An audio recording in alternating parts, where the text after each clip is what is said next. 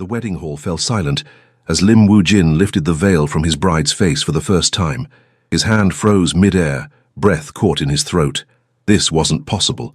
The woman standing before him, the bride no one wanted, the woman he'd agreed to marry sight unseen as part of a business arrangement, was her. The face that had haunted his dreams for 3 years. The woman he'd searched for across 2 continents. The one who'd saved his life and disappeared like smoke before he could even learn her name. His carefully controlled expression cracked as their eyes met, and he saw the exact moment she recognized him too. Her dark eyes widened, lips parting in shock. The delicate bouquet trembled in her hands.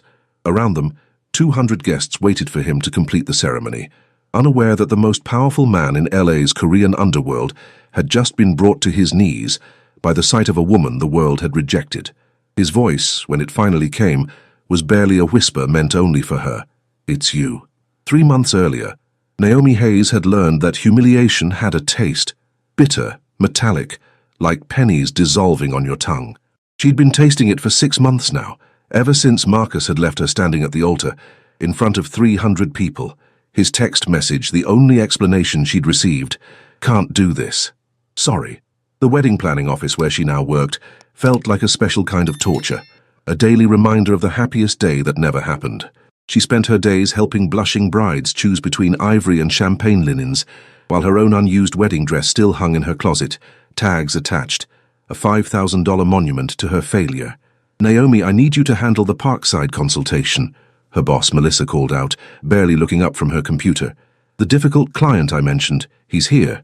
Naomi straightened her simple black dress, professional, forgettable, safe, and grabbed her tablet. Difficult clients were her specialty now. After being left at the altar, very little rattled her anymore. She'd survived the worst day of her life in front of everyone she knew.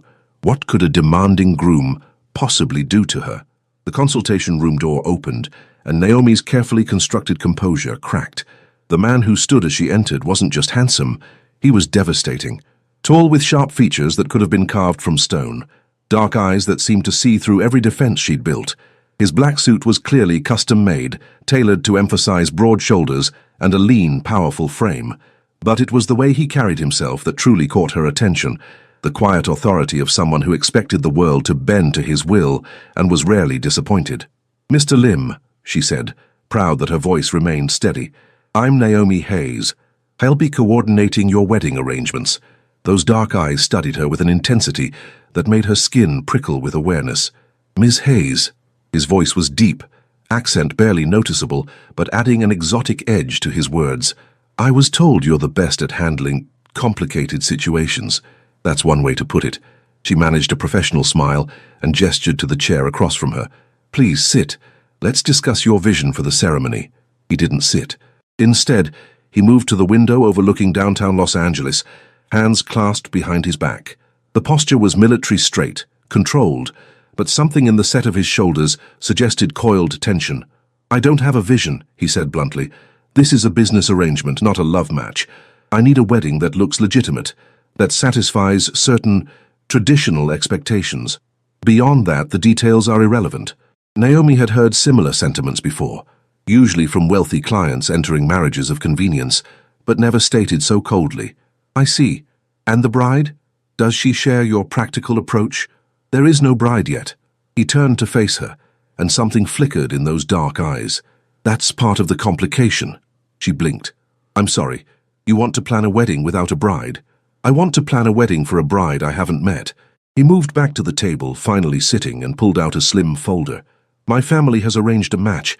The woman arrives from Korea in 2 months. The wedding will happen 1 month after that. Everything must be perfect, traditional, beyond reproach." Naomi opened the folder. Inside was a single photograph of a young Korean woman, pretty in a delicate way, smiling shyly at the camera. Attached was a brief biography, 23 years old, university educated, from a respected family in Seoul. "This is an arranged marriage," Naomi said carefully. "Does she know?" "She knows exactly what this is." His tone discouraged further questions. "Her family and mine have been in business together for 3 generations. This union solidifies important ties. She'll want for nothing, and I'll treat her with respect. That's more than many love marriages offer." There was something in his voice, not quite bitterness, but close. Resignation, perhaps. the tone of a man who'd stopped believing in fairy tales long ago. Naomi knew that feeling intimately. "All right," she said, clicking open her tablet. "Let's start with basics. How many guests?" 200.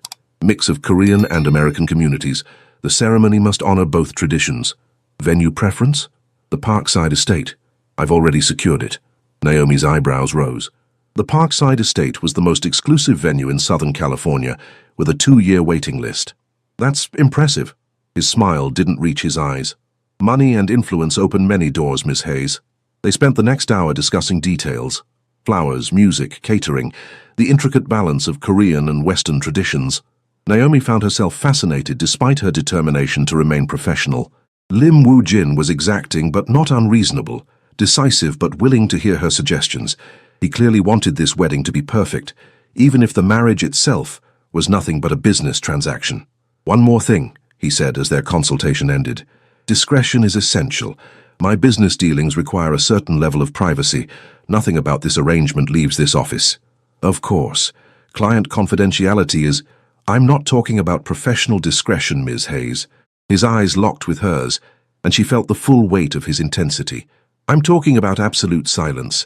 No gossip with co-workers, no casual mentions to friends. This wedding and everything connected to it remains completely confidential. Do you understand?" There was something almost threatening in his tone, though he hadn't raised his voice. Naomi felt a chill run down her spine, but she met his gaze steadily. "I understand perfectly, Mr. Lim. Your privacy will be protected." He studied her for a long moment, then nodded. "Good, I'll be in touch." He stood to leave, and Naomi found herself reluctantly admiring the way he moved, graceful despite his size, purposeful, commanding. At the door, he paused. "Ms. Hayes, I was sorry to hear about your own wedding." She froze. "Excuse me?" "Your boss mentioned it when I asked for someone experienced with difficult situations. She said you understood disappointment." His expression was unreadable. "I apologize if that was inappropriate." Heat flooded Naomi's cheeks, embarrassment mixed with anger. Of course Melissa had told him. Her humiliation was apparently excellent marketing material. "It's fine," she said stiffly. "Ancient history." "Is it?" He tilted his head slightly, studying her with that unnerving intensity. "You're still wearing the engagement ring on a chain around your neck. Hidden. But there." Naomi's hand flew to her throat, where the thin gold chain disappeared beneath her collar. How had he noticed that? She hadn't even realized it was visible. "That's none of your business, Mr. Lim." "You're right. Forgive me." But he didn't sound particularly apologetic. "I'll see you next week for the menu tasting." He left, and Naomi released a breath she hadn't realized she'd been holding. She touched the ring beneath her dress. Marcus's ring, the one she couldn't quite bring herself to throw away or sell, the one she wore hidden against her heart like a hair shirt, a constant reminder of her failure.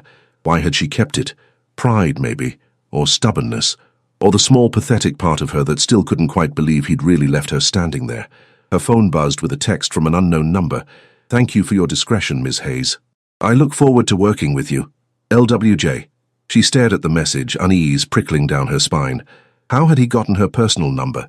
She'd only given him her work contact, but that unease was complicated by something else, something she absolutely refused to acknowledge. Because Lim Woo-jin, with his cold arranged marriage and his dangerous intensity, had looked at her like she was visible, like she mattered, like she was something more than the pathetic woman left at the altar. And God help her, some broken part of her had responded to that attention, like a flower turning toward the sun. The next 2 weeks fell into an unexpected rhythm. Lim Woo-jin proved to be the most demanding and attentive client Naomi had ever worked with. He had opinions about everything. The specific shade of pink for the peonies, the exact placement of each table, the precise wording of the multilingual invitations. But he also listened when she pushed back, respected her expertise, and occasionally surprised her with his thoughtfulness. "The bride's family will be traveling far," he said during one meeting. "Ensure their hotel accommodations are the best available. Spare no expense on their comfort." "That's very considerate," Naomi said, making notes. "It's practical. They're giving me their daughter. The least I can do is treat them well. Always practical, always transactional. Never a hint of emotion beyond cool calculation. And yet, why are you really doing this?" The question escaped before Naomi could stop it. Arranged marriage isn't exactly common anymore, even in traditional families. You clearly have the resources to do whatever you want, so why agree to marry a stranger? He looked up from the floral samples spread across the table, eyes narrowed. That's an impertinent question, Miss Hayes. You're right, I apologize, but I'll answer it anyway. He leaned back in his chair, regarding her thoughtfully. My father built an empire from nothing. He came to this country with empty pockets and a fierce determination to survive. Everything I have, everything I am, comes from his sacrifice. Before he died, he made me promise to honor the old ways, to strengthen the ties that helped him succeed. This marriage is me keeping that promise. There was something raw in his voice, quickly smoothed away, but present nonetheless. Grief, perhaps, or guilt. That's a heavy burden, Naomi said softly, giving up your own happiness for duty. Who says I would have found happiness anyway? His smile was sharp, self-deprecating. Perhaps I'm not built for it. Perhaps this arrangement is the best I can hope for. Partnership without the messiness of emotion, companionship without the risk of loss. Naomi understood that sentiment more than she cared to admit. After Marcus, she'd built walls so high and thick that nothing could hurt her again. Love was a fairy tale, commitment a lie people told themselves before reality came crashing down. Maybe Lim Woo-jin had the right idea. Negotiate the terms up front, remove all possibility of disappointment. And the bride, she asked, what does she get from this arrangement? Security, status, freedom from financial worry, a husband who won't cheat or abuse her, who'll provide her with everything she needs. Everything except love. Love is overrated, Miss Hayes. His dark eyes found hers, held them. I suspect you know that better than most. The words hit like a slap, true and cruel. Naomi looked away first, focusing on her tablet with unnecessary intensity. The venue confirmed the date, she said, desperate to change the subject. We should discuss the ceremony structure. Have dinner with me. Her head snapped up. What? Dinner. Tonight. There are details better discussed outside this office. He stood, buttoning his jacket with casual grace. I'll pick you up at 7. Mr. Lim, I don't think that's appropriate. It's a business dinner, Miss Hayes. Don't flatter yourself. The words were harsh, but something flickered in his eyes that contradicted them. 7 o'clock. Wear something nice. He left before she could refuse, leaving Naomi staring after him with a mixture of indignation and, God help her, anticipation. At precisely 7 o'clock, a black Mercedes pulled up outside Naomi's modest apartment building. She'd changed 3 times before settling on a simple navy dress that was professional enough to maintain boundaries, but feminine enough to acknowledge this wasn't a typical business meeting. Lim Woo-jin stepped out, and Naomi's breath caught. He'd traded his business suit for dark slacks and a white dress shirt, the top buttons undone to reveal a hint of collarbone and the edge of what looked like a tattoo. Casual, but somehow more dangerous than his corporate armor. Ms. Hayes. His eyes traveled over her in an assessment that felt physical. You look lovely. Thank you. She climbed into the car, hyper-aware of his proximity as he settled into the driver's seat. Where are we going? A restaurant in Koreatown. The owner is a friend. Very private. The restaurant turned out to be a small, elegant establishment tucked away on a quiet street. The moment they entered, staff materialized, bowing deeply to Lim Woo-jin and ushering them to a private room in the back. You're well known here, Naomi observed as they settled onto cushions at a low table. I invest in many local businesses. Community support is important. He poured tea with practiced grace, the ritual somehow intimate. But tonight isn't about business. I want to know about you. There's nothing to know. I plan weddings. I live alone. I'm exactly as boring as I seem. You were engaged. What happened? The blunt question stole her breath. That's none of your business. Fair. Then answer this. Why do you still wear his ring? Her hand moved unconsciously to her throat. Don't lie to me, Naomi. The use of her first name sent electricity down her spine. I can see it beneath your dress. Why keep a symbol of someone who hurt you? Why do you care? Because I'm curious about the woman planning my wedding while her own ended in disaster. He leaned forward, eyes intense. Because I want to understand what makes you stay when someone else told you to go. The food arrived. Bulgogi, kimchi, banchan spread across the table in colorful abundance. But Naomi barely noticed. She was caught in Lim Woo-jin's gaze, in the unexpected intimacy of this moment. He texted me, she heard herself say. 20 minutes before the ceremony. Can't do this, sorry. That's all I got. No explanation, no warning, just nothing. He was a coward. He was practical, like you. The words came out sharper than intended. He realized marriage was a mistake and backed out before making it permanent. Smart, really. There's nothing smart about humiliating someone you claim to love, about leaving them to face everyone alone. Anger edged his voice, surprising her. About being too weak to do it face to face. And yet you're entering a marriage without love at all. How is that different? Because I'm honest about what it is. My bride knows exactly what she's getting. No false promises, no pretense of emotion I don't feel. That's not cruelty, that's clarity. Naomi wanted to argue but couldn't find the words. Because he was right, wasn't he? Marcus had promised forever and delivered nothing. At least Lim Woo-jin's bride knew the truth. The ring, he pressed again. Why keep it? I don't know, she admitted. Punishment, maybe. A reminder not to be stupid enough to trust someone again. That's a sad way to live. Says the man marrying a stranger to honor his dead father. His laugh was unexpected, genuine, transforming his severe features into something almost boyish. Touché, Ms. Hayes. We're quite a pair, aren't we? Two people so determined to avoid pain that we've stopped living entirely. The observation cut too close to the bone. Naomi reached for her tea, needing something to do with her hands, and found his fingers already there. Their hands brushed, the contact brief but electric. Lim Woo-jin didn't pull away. His thumb traced a slow circle on her wrist, the touch feather-light but deliberate. You're beautiful, he said quietly. Your ex-fiancé was a fool. You said not to flatter myself. I lied. His eyes held hers, dark and intense, and full of something that made her heart race. I wanted to see you outside that office from the first moment we met. I wanted to understand why a woman who looks like you, who carries herself with such quiet strength, would still wear the symbol of someone who abandoned her. You don't know anything about me. Then tell me. I want to know everything. And God help her, Naomi found herself talking. About growing up in South Central LA, about her parents who worked 3 jobs between them to give her opportunities they never had. About her scholarship to USC, her degree in hospitality management, her dreams of opening her own event planning company someday. About Marcus and his promises, the wedding that was supposed to be her triumph, the devastating crash when it all fell apart. Lim Woo-jin listened without interrupting, his attention complete and unwavering. And slowly, impossibly, Naomi felt some of the walls she'd built beginning to crack. When the meal ended, he drove her home, parking outside her building but making no move to leave.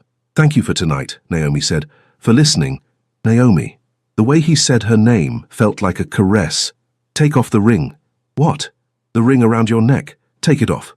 Stop punishing yourself for someone else's failure. I can't. You can. You're stronger than you think. He reached across the space between them, his fingers finding the chain beneath her collar. May I? She should say no, should maintain professional boundaries, should protect the fragile walls around her heart. Instead, she nodded. His fingers were warm against her throat as he found the clasp, carefully removing the chain. The ring, Marcus's ring, that symbol of broken promises, came free, and suddenly Naomi could breathe more easily than she had in months. There, Lim Woo-jin said softly, pocketing the chain. I'll keep this for you. When you're ready, if you want it back, just ask. But I don't think you will. You're very presumptuous, Mr. Lim. Call me Woo-jin, and yes, I am.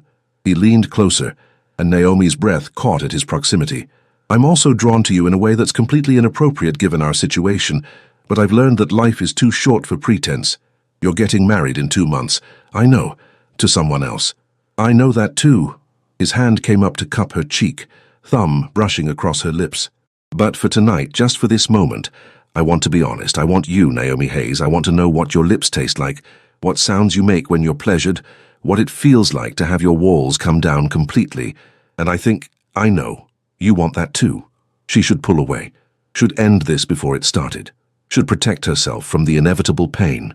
But when his lips met hers, soft and searching and infinitely patient, Naomi found herself kissing him back with a desperate hunger she didn't know she possessed. The kiss deepened, and for just a moment, Naomi let herself forget that he belonged to someone else, forget her broken heart and broken dreams, forget everything except the feel of his mouth on hers and the way he touched her like she was precious. When they finally broke apart, both breathing hard, reality crashed back. I can't do this, Naomi whispered. You're engaged, in name only, to someone I've never met. That doesn't make it right. No. He traced her cheekbone with heartbreaking gentleness. It doesn't. But Naomi, nothing about any of this has been right from the beginning. Maybe it's time we stopped pretending otherwise. He left her with those words hanging in the air, driving away before she could respond. Naomi touched her lips, still feeling the ghost of his kiss, and realized with dawning horror that she was falling for a man who could never be hers. The next week was torture.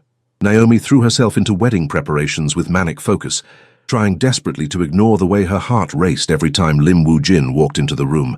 They maintained professional distance in public, but the air between them crackled with tension, with things unsaid and desires unacknowledged. His bride arrived from Korea on a Wednesday. Naomi knew because Woo-jin cancelled their scheduled meeting, his text brief and businesslike, meeting her family today. We'll reschedule. She spent the day imagining them together, him showing the delicate Korean woman around the city, introducing her to his world, perhaps even kissing her the way he'd kissed Naomi just days before. The thought made her physically ill. "You're being ridiculous," she muttered to herself, aggressively arranging floral samples. "He was never yours. This was always going to happen." Talking to yourself. That's not a great sign. Naomi looked up to find her best friend, Keisha, standing in the doorway, designer bag over one shoulder, perfectly sculpted eyebrows raised in concern. "What are you doing here?" Naomi asked. "Rescuing you from yourself. Come on, we're going to lunch." "I can't, I wasn't asking." Keisha grabbed Naomi's arm, physically pulling her from her chair. "You've been weird for weeks. We're going to talk about it over overpriced salads and mimosas." 20 minutes later, ensconced in a trendy cafe in Silver Lake, Naomi found herself confessing everything. The arranged marriage, the kiss, the desperate, impossible feelings blooming in her chest despite her best efforts to suppress them. "Girl," Keisha said when she finished, "you've got it bad. I know, it's pathetic." "It's not pathetic, it's human. But Naomi, you need to be real about this situation. He's marrying someone else in like 6 weeks. You're setting yourself up for another Marcus-level heartbreak." "I know that too." Naomi pushed her salad around her plate. "But Keisha, when I'm with him, I feel alive again. Like I'm not just going through the motions anymore. Like I matter. You do matter. But you mattered before him, and you'll matter after. Don't give someone else the power to define your worth." Wise words, true words. Words Naomi completely ignored 3 days later when Woo-jin showed up at her apartment at midnight, drenched from the rain, eyes wild with something desperate and dangerous. "I can't do this," he said, pushing past her into the living room. "I can't marry her knowing what I feel for you." Naomi's heart stopped. "Woo-jin, I met her today. Properly, I mean. Spent the whole day with her and her family. She's lovely, sweet, everything I was promised. And all I could think about was you. You have to stop. This is crazy. I know it's crazy." He ran a hand through his wet hair, pacing like a caged animal. "I've spent my entire life being rational, practical, doing what's expected. And now I meet you and suddenly none of that makes sense anymore. But you made a promise. To your father, to her family. I made a promise before I knew you existed." He crossed to her, taking her face in his hands. "Naomi, I've been searching for something my entire life without knowing what it was. And then I walked into your office and everything clicked into place. You're what I've been missing. You're what makes sense. We barely know each other. I know you wear your strength like armor because you're afraid of being hurt again. I know you pretend not to care about things that matter desperately to you. I know you have a scar on your left wrist from when you fell off your bike at 8 years old, and that you drink your coffee black because your mother always did, and that you cry during romantic movies even though you claim to hate them." His thumbs brushed across her cheekbones. "I know that when you smile, really smile, not the professional mask, your whole face transforms. And I know that I want to spend the rest of my life learning everything else." "This is insane," Naomi whispered, but her hands came up to cover his, holding them against her face. "Then be insane with me. Tell me you feel nothing and I'll walk away. I'll marry her, honor my commitments, and never bother you again. But if you feel even a fraction of what I feel..." She kissed him, pulled him down to her and kissed him with everything she had, all the loneliness and longing and desperate hope she'd been suppressing. He responded instantly, arms wrapping around her waist, pulling her flush against him as the kiss deepened into something hungry and consuming. They stumbled toward the couch, hands roaming, breath coming in gasps. Woo-jin's shirt came off, and Naomi traced the tattoo she'd only glimpsed before, Korean characters flowing across his ribs, beautiful and mysterious. "What does it say?" she asked breathlessly. "Find what you love, and let it kill you." His lips found her throat and she arched into him. Seems appropriate right now. They made love with desperate intensity, two broken people finding wholeness in each other's arms. And afterward, Lying tangled together on her couch, Naomi let herself believe for just a moment that this could work, that love could conquer practical considerations and family obligations and the weight of promises made. "I'll call it off," Wu Jin said, fingers tracing patterns on her bare shoulder. "Tomorrow. I'll explain to her family, break the engagement, and ruin your father's legacy. Damage relationships your family spent generations building?" Naomi sat up, pulling a blanket around herself. "Wu Jin, I can't let you do that." "You're not letting me do anything. This is my choice." "Based on what? A few weeks? Some chemistry? That's not enough to throw away everything you've worked for. It's enough for me." "But is it enough for her?" Naomi stood, needing distance to think clearly. "This woman traveled across the world to marry you. Her family made plans, preparations. You'd humiliate her the same way Marcus humiliated me." That stopped him. Naomi saw the realization hit, saw him understand the parallel she was drawing. "That's different," he said, but the conviction had drained from his voice. "Is it? Or is it just convenient to tell yourself that?" They stared at each other across the space of her small living room, the gulf between them suddenly immense. "So what are you saying?" Wu Jin asked quietly. "That we just end this? Pretend tonight never happened?" "I'm saying that I won't be the reason you break your word. I won't let you make me into the villain in someone else's love story. This isn't a love story, it's an arrangement that you committed to, that people are counting on you to honor." Tears burned Naomi's eyes, but she refused to let them fall. "I've been the abandoned bride, Wu Jin. I know what it feels like to be left standing alone while everyone watches. I won't do that to someone else, no matter how much I want you." The confession hung between them, raw and honest. "You want me," he said, not a question. "God, yes. More than I've wanted anything in years. But wanting isn't enough. Not when doing what we want means hurting innocent people." Wu Jin closed his eyes, jaw clenched so tight she could see the muscle jumping. When he opened them again, something had shifted. Resignation mixed with a pain so deep it took her breath away. "You're right," he said. "You're absolutely right. And I hate that you are." He dressed in silence while Naomi watched, memorizing every detail. The way his hands moved, the flecks of muscle beneath skin, the tattoo that proclaimed his philosophy of destructive love. When he was ready to leave, he paused at the door. "For what it's worth," he said without turning around, "you would have been worth it. Worth breaking every promise, burning every bridge. You would have been worth everything." Then he was gone, and Naomi was alone with the ghost of what might have been. The following weeks were professional torture. Naomi continued planning the wedding, meeting with vendors, finalizing details, all while carefully avoiding any private interaction with Wu Jin. When they had to meet, she brought Melissa along. When he called, she kept conversations brief and businesslike. When she saw his name on her phone, her heart raced with longing and regret. She met the bride exactly once, at a menu tasting that couldn't be avoided. Minji was everything Wu Jin had described. Lovely, sweet, shy. She spoke limited English but smiled warmly at Naomi, clearly excited about the wedding. She showed Naomi pictures of her family back in Seoul, talked enthusiastically about the traditions they'd incorporate, blushed prettily when discussing her future husband, and every word was a knife in Naomi's chest. "She's wonderful," Naomi told Wu Jin, after Minji left to take a phone call. They stood alone in the tasting room, the air thick with tension. "She is," he agreed flatly. "You'll be happy together." "Will I?" He finally looked at her, eyes dark with misery. "Is that what you tell yourself to make this bearable? Wu Jin, don't. Don't try to make this okay. We both know it's not." But he went through the motions.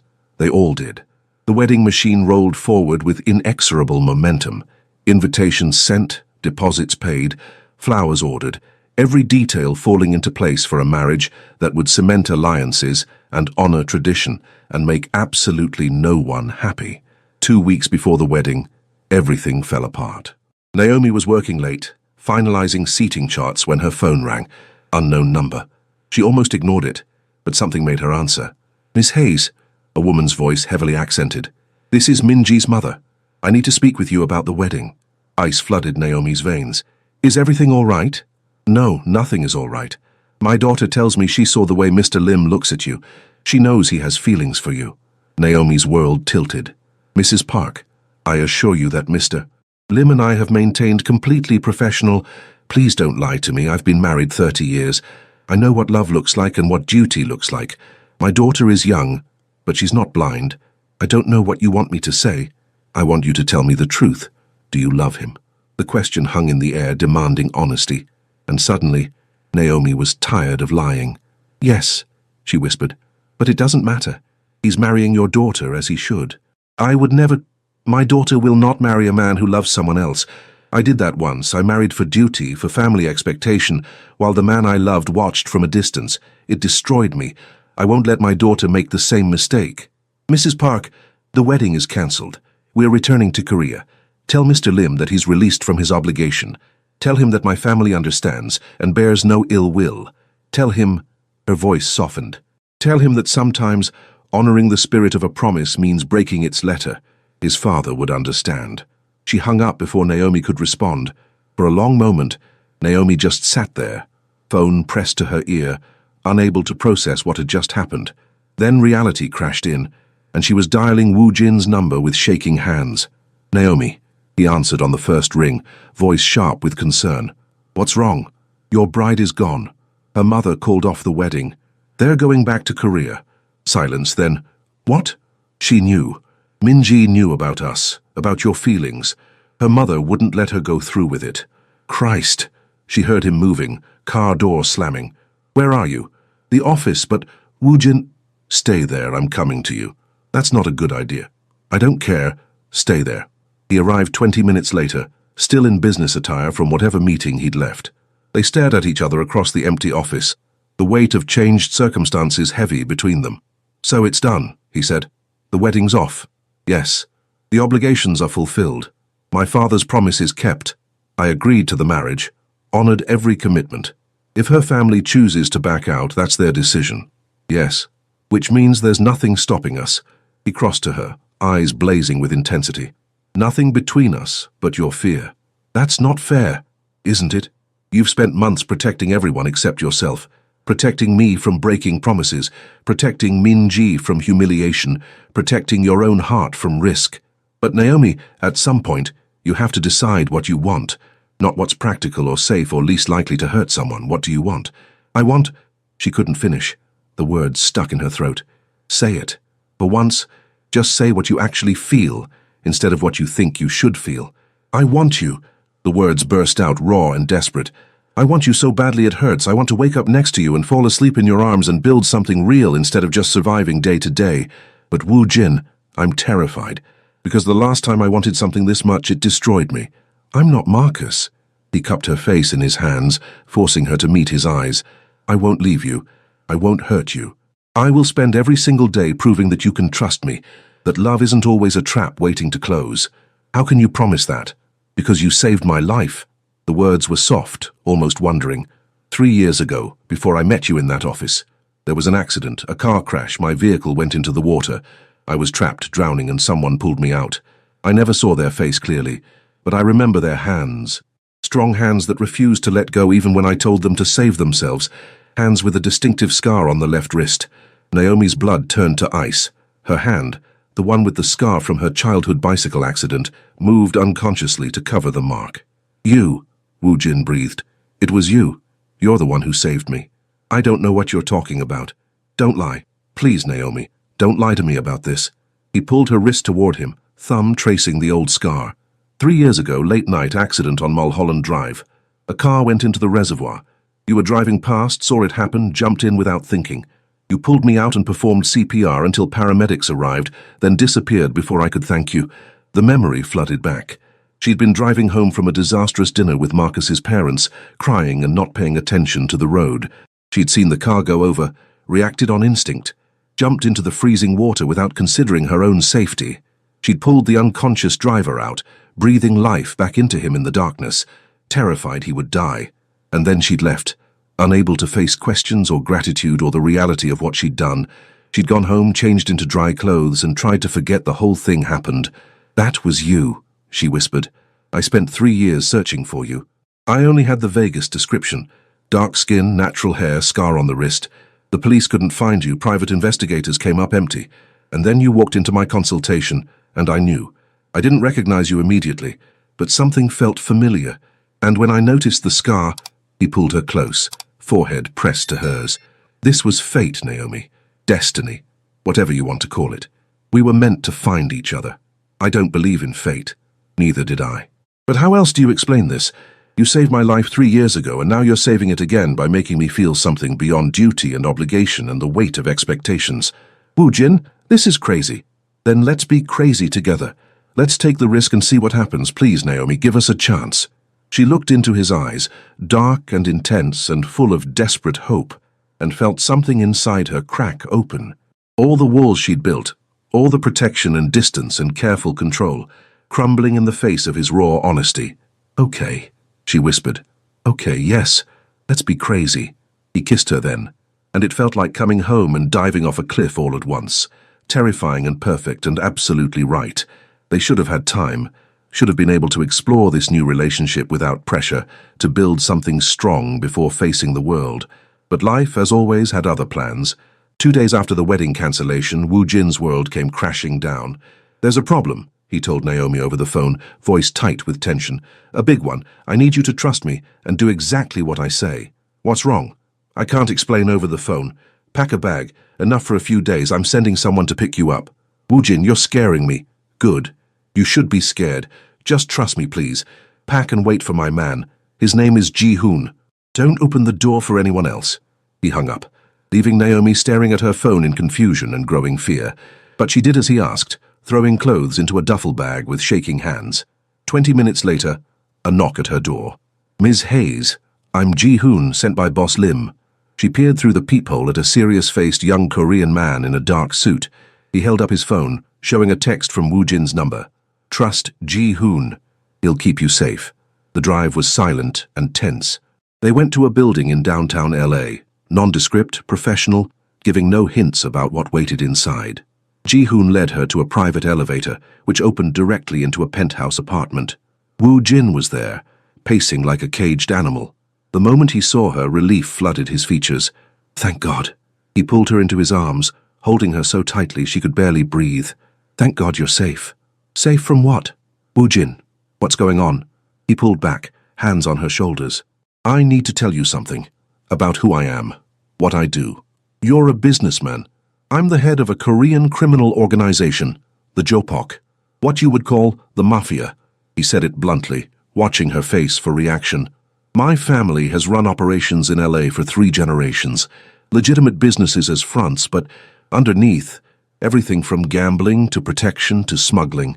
I'm not just wealthy, Naomi. I'm powerful. And dangerous. She should have been shocked, horrified.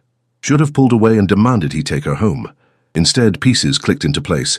The way people deferred to him, the casual mention of business dealings requiring privacy, the tattoo and the intensity, and the easy command of resources. I know, she said quietly. He blinked. You know? I suspected. No one has that much influence, that much casual power, from legitimate business alone.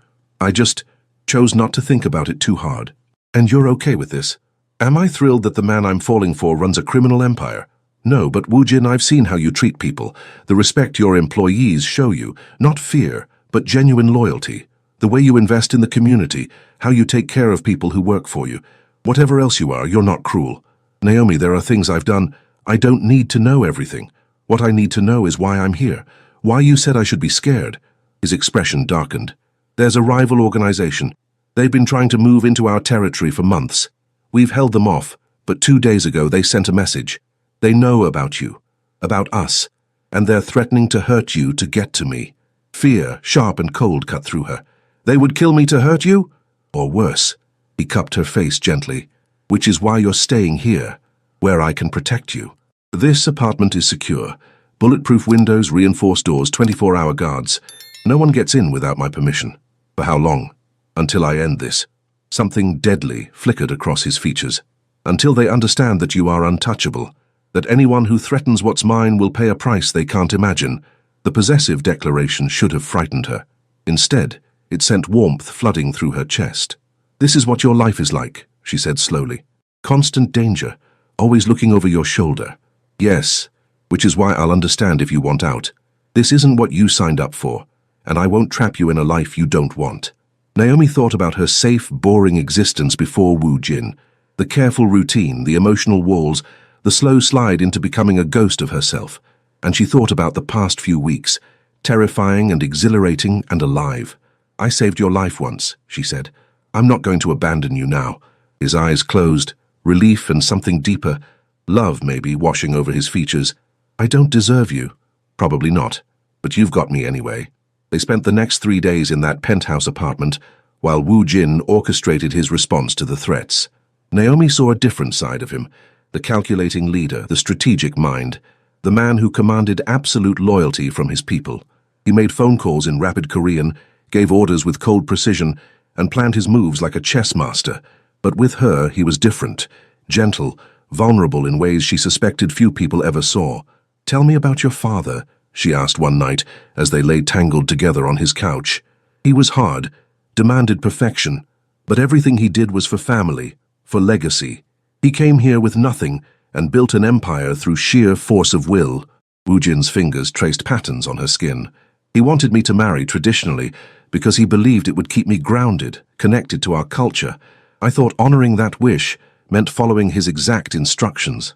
But maybe what he really wanted was for me to find something worth fighting for, the way he fought for us. He'd be proud of you, would he? I broke an engagement, potentially damaged important relationships, all for love, which is the most honorable reason in the world. On the 4th day, Wu Jin's Lieutenant Ji-hoon arrived with news. "It's done, boss. They've agreed to the meeting. Neutral territory. Just you and their leader." "No," Naomi said immediately. "That's a trap. You can't." "I have to." Wu Jin took her hands. "This ends today. One way or another, you'll be safe after this." "What if you're not safe? What if they kill you?" "They won't. I have leverage they need, and they know killing me would start a war they can't win. This meeting will establish new boundaries, ensure your protection. Trust me." She wanted to argue, wanted to lock him in the apartment and never let him face danger. But she saw the determination in his eyes and knew nothing she said would change his mind. "Come back to me," she said instead. "Whatever happens in that meeting, you come back to me. Promise." "I promise." He kissed her softly. "Because you're what I've been searching for my entire life. You're my reason for everything." He left with Ji-hoon and 2 other guards, leaving Naomi alone with her fear and a security detail that watched her with professional distance. The wait was agony. Hours stretched into eternity. She paced, tried to read, couldn't focus on anything except the image of Wu Jin walking into danger while she sat uselessly safe. When the door finally opened, she launched herself across the room, relief flooding through her at the sight of him whole and unharmed. "It's done," he said, catching her against him. "You're safe. We have an agreement. They stay out of my territory, and in exchange I give them access to certain shipping routes. Everyone wins. And you're okay? They didn't hurt you? I'm fine. Better than fine. Because I can finally do this properly." He pulled back, and to her shock, dropped to one knee. "Wu Jin, I know this is fast. I know we've only known each other a few months, but Naomi, I've spent 3 years searching for the woman who saved my life, and now that I've found you, I'm not letting you go. Marry me. Not as a business arrangement or a duty, but because I love you. Because you make me want to be better than I am. Because every future I can imagine is meaningless without you in it." He produced a ring, a stunning diamond, that caught the light, simple and elegant and perfect. "Yes," Naomi said without hesitation. "Yes, you insane, dangerous, wonderful man. I'll marry you." The kiss that followed was worth every moment of fear and uncertainty, worth the risk and the terror and the leap into unknown futures. "There's one condition," Wu Jin said when they finally broke apart. "I planned the wedding this time. You've done enough planning for other people's happiness. Let me give you the wedding you deserve. Deal. But I have a condition too. Anything. No more secrets. If we're doing this, really doing this, I need complete honesty. About your business, about the dangers, about everything. Done. Though I warn you, some of what you learn won't be pretty. I don't need pretty. I just need real. Then real is what you'll get." He stood, pulling her up with him. "Every ugly truth, every beautiful moment, everything in between. That's my promise to you, Naomi Hayes. Complete honesty and absolute devotion for as long as you'll have me." "Forever," she said. "I'll have you forever." And standing in that fortified apartment, surrounded by the evidence of his dangerous life and complicated world, Naomi finally understood something crucial. Safety wasn't about avoiding risk. It was about finding someone worth being brave for. Wu Jin was worth it. This love, complicated and impossible and absolutely perfect, was worth every risk. Years passed, bringing changes neither of them could have predicted. The wedding, Naomi's real wedding, the one that mattered, was small and intimate. Just close friends and trusted family, held in a private garden with flowers Naomi chose herself and vows they wrote together. No business arrangements, no duty, just two people choosing each other with clear eyes and full hearts. Woojin gradually shifted his operations toward legitimate business, using his influence and resources to invest in the community rather than control it. The transition wasn't easy. Some of his father's old associates resisted, and there were challenges and setbacks and moments when the past threatened to drag him back. But Naomi stood beside him through all of it, his partner in every sense of the word. She opened her own event planning company, building something that was entirely hers, and discovered a talent for mediating conflicts that made her invaluable in Woojin's business negotiations. They learned each other's rhythms. She learned to recognize when the weight of leadership became too heavy, when he needed to be held without words. He learned when to push her out of her comfort zone and when to let her retreat into safety. The Korean community slowly accepted their unconventional union. Some never did. There were whispers about the black woman who'd stolen a promising son, about traditions abandoned and culture diluted. But others saw the truth. Two people from different worlds who'd built a bridge between them, whose children would inherit the best of both heritages. Because yes, there were children eventually. A daughter with Naomi's smile and Woojin's intensity, and a son who had his father's strategic mind and his mother's fierce protective instinct. Standing in their home, not a penthouse fortress, but a real house with a garden where children played, Naomi sometimes thought about the woman she'd been. The broken bride in the hidden ring, so afraid of being hurt again that she'd stopped really living. "What are you thinking about?" Woojin asked, coming up behind her and wrapping his arms around her waist. "About how you froze when you lifted that veil," she said. "At the wedding that never happened, you recognized me. From the accident, from 3 years of searching. I thought I'd imagined you, and there you were. The bride no one wanted, about to marry me out of obligation to save my business arrangement." He kissed her neck softly. "Fate has a twisted sense of humor. But it worked out." "It did. Though I still can't believe your mother made me ask her permission before proposing. I run a criminal empire, and your 5'2" mother terrified me." Naomi laughed, the sound full and genuine. "She needed to make sure you were serious, that you understood what it means to love a black woman in this world, to fight for her against all the forces that say you shouldn't. I've fought wars with less at stake." He turned her to face him, eyes soft with emotion. "And I'd do it all again. Every battle, every risk, every complicated negotiation, because you're worth all of it." "So are you," she said, rising on her toes to kiss him. "My dangerous, honorable, impossible man." Their daughter called from the garden, something about a butterfly she'd found, and the moment of reflection passed. They went to join their children, to referee sibling disputes and admire insects and live the beautifully ordinary life they'd fought so hard to build. The ring, Marcus's ring, symbol of broken promises, sat in a box in Naomi's dresser drawer. She'd taken it back from Woojin years ago, not to wear, but to remember. To remind herself that sometimes the worst thing that ever happens to you clears the path for the best. Getting left at the altar had destroyed her, but it had also freed her to recognize real love when it arrived, wearing an expensive suit and carrying the weight of dangerous obligations. She'd been the bride no one wanted, and she'd become the wife everyone envied, not for the wealth or the status, but for the partnership, for the way her husband looked at her like she was his entire world, for the love that had survived impossibility and emerged stronger. "Mama," her daughter called, "come see." "Coming, baby," Naomi called back, and went to join her family in the garden where love grew wild and beautiful and absolutely real.